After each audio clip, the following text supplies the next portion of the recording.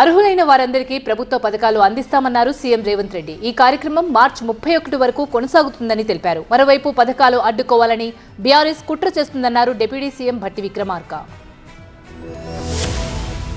కోస్గి మండలం చంద్రవంచలో 4 పథకాలను ప్రారంభించారు సీఎం రేవంత్. ఇందిరమ్మ రాజ్యం అంటే రైతు రాజ్యమని తెలిపారు. ఇచ్చిన మాట ప్రకారం హామీలు అమలు చేస్తున్నామన్నారు. మార్చి 31 వరకు పథకాల కార్యక్రమం కొనసాగుతుందని, అర్హులైన వాళ్లందరికీ పథకాలు అందిస్తామని రేవంత్ రెడ్డి తెలిపారు.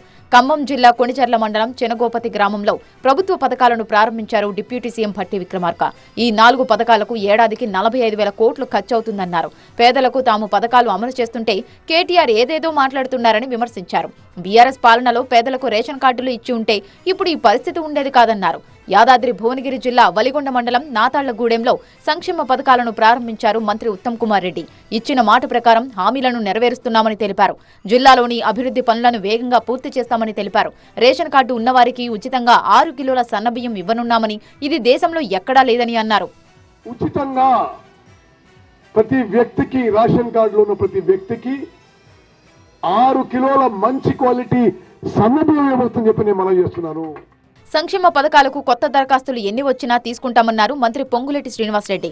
వరంగల్లో మంత్రి కొండా సురేఖతో కలిసి 4 పథకాలను ప్రారంభించారు. ఒకవేళ అనర్హులకు పథకాలు వస్తే మధ్యలోనే నిలిపివేస్తామని తెలిపారు. 7 లక్షల కోట్ల అప్పు ఉన్నప్పటికీ భయపడకుండా పథకాలు అమలు చేస్తున్నామన్నారు. బీఆర్ఎస్ నేతలకు పేదలంటే ఎంత ప్రేమ ఉందో వారి 10 ఏళ్ల పాలనలోనే తెలిసిపోయిందన్నారు.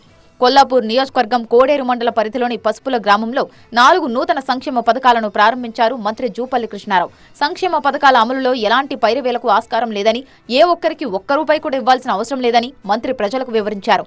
అధికారులు లబ్ధిదారుల ఎంపిక విషయంలో ఎలాంటి ఒత్తిళ్లకు లోనవ్వకుండా నిజమైన లబ్ధిదారులను ఎంపిక చేయాలని, అనర్హులను ఎంపిక చేస్తే చర్యలు తప్పవని మంత్రి హెచ్చరించారు. ములుగు జిల్లాలో పర్యటించిన మంత్రి సీతక్క ములుగు, గోవిందరావుపేట, వెంకటపూర్ మండలాల్లో ప్రభుత్వ పథకాలను ప్రారంభించారు. రైతు భరోసా, ఇంద్రమ్మ ఇళ్లు, ఇంద్రమ్మ ఆత్మీయ భరోసా, నూతన రేషన్ కార్డులను లబ్ధిదారులకు అందజేశారు.